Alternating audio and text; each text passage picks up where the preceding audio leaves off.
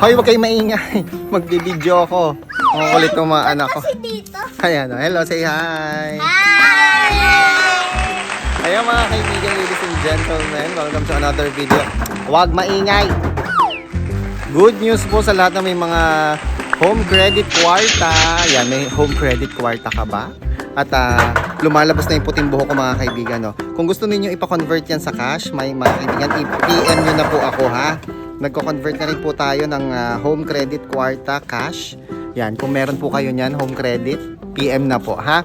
Ngayon, itatry ko na din po ladies and gentlemen, i-convert to cash. Tuloy-tuloy pa rin po yung ating G-Gives cash conversion, ladies and gentlemen, G-Gives to Gcash. Para hindi po kayo, kasi dami nagpi-PM sa akin yung mga na-scam.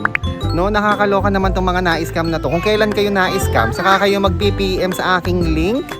Ilang beses ko na po sinasabi yan sa inyo na para hindi po kayo ma-scam at hindi po kayo maligaw, kayo po ay mag-click ng link dyan po sa comment section. Nandyan yung direct link ko po para hindi po kayo maligaw. Ano po kung ano man yung ipapa-convert ninyo ladies and gentlemen. Okay?